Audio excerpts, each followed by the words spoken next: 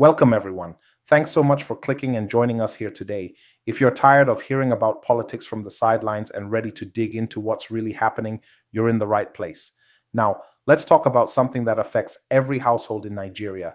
It's about how our leaders are handling our future. And right now, that future looks a little shaky. Here's where we stand. President Bola Ahmed Tinubu has just received the backing of the Nigerian Senate to borrow another massive 4 trillion naira. Yes, you heard that right. 4 trillion naira more added to Nigeria's already heavy debt burden. This comes at a time when the country is already struggling under the weight of previous loans, with rising inflation, falling naira value, and widespread poverty. While government officials argue that the new loan is necessary to bridge fiscal gaps and stimulate development, many Nigerians are asking the same question. How much more debt can this country really take before we hit the point of no return? Let's unpack this. Nigeria is under intense economic pressure right now. Oil revenue, the main source of government income, keeps fluctuating. The naira has been on a free fall, and ordinary citizens are struggling to survive. Prices of food, transport, electricity, and rent have all skyrocketed. Unemployment is rising. The middle class is shrinking. Meanwhile, the government's answer seems to be borrow more. Now, there's nothing wrong with borrowing in principle. Most countries borrow to fund infrastructure and growth, but borrowing becomes a problem when it doesn't translate into visible results. When loans are taken without accountability, without productivity, and without transparency, the country ends up paying interest without progress. That's exactly the cycle Nigeria has been stuck in for years. Our leaders take loans supposedly for roads, hospitals, power, or education, yet what do we see? Dilapidated roads, power outages, poor schools, and collapsing hospitals. So where does the money go? Let's be honest. Every time a new government comes in, they promise to fix the economy. Yet what we see is the same pattern of reckless spending, misplaced priorities, and endless borrowing. They keep mortgaging our future and calling it development. But what kind of development leaves the people poorer, hungrier, and more hopeless? What kind of growth puts the country in deeper debt while citizens can barely afford a bag of rice? The most painful part of all this is that these debts don't just vanish. They'll be repaid by you, by me, by our children, and even by those not yet born. This is why this issue should matter to every Nigerian, because the more we borrow, the less freedom we have as a nation. Every new loan means more money going into debt servicing instead of education, health, or job creation. Now let's talk about the Senate's role in this. The lawmakers who are supposed to act as a check on the executive have once again approved this loan request almost without resistance. Instead of asking tough questions about where the previous loans went, they simply gave a green light to more borrowing. It's almost as if the National Assembly has become an extension of the presidency rather than the people's voice. This kind of complacency is dangerous because it tells the government that Nigerians aren't watching, that they can do as they please without consequences. But Nigerians are watching, the youth are watching, the traders, the artisans, the civil servants, everyone who wakes up every day wondering how to make ends meet. They are watching, and they are tired.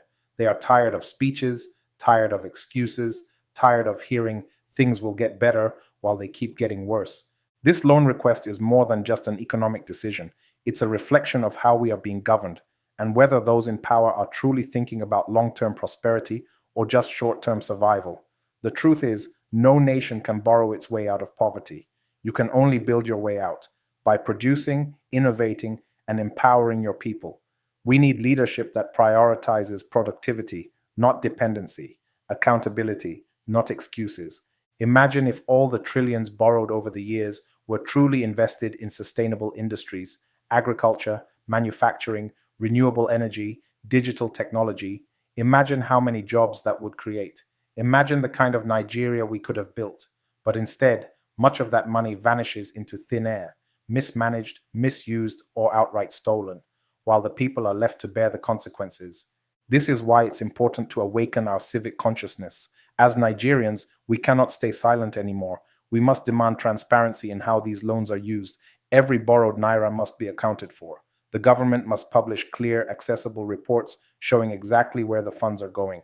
We must pressure lawmakers to do their jobs, to scrutinize every loan proposal and ensure it truly benefits the people.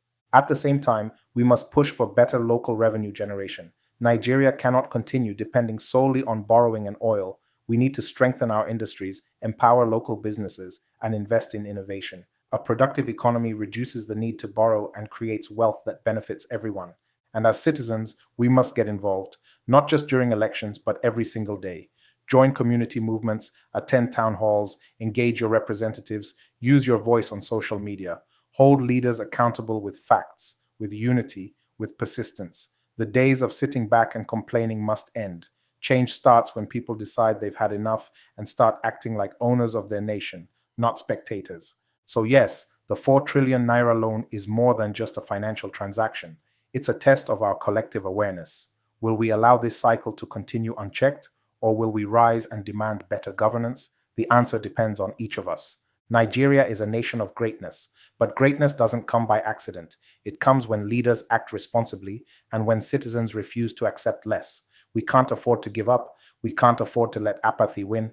The debt crisis is real, but so is our potential to overcome it if we unite, stay informed, and act. So, what do you think about this 4 trillion naira loan? Do you believe it will lead to development or more suffering? Share your thoughts in the comment section below. Let's have an honest conversation about the future we're building. If you found this video insightful, please hit the like button, drop your thoughts in the comments, and share it widely with your friends and family. Let's make sure this message reaches every Nigerian who cares about the country's future. And if you're new here, subscribe for more bold and truth-centered content. Together, we can awaken the conscience of a nation and push for the Nigeria we all deserve.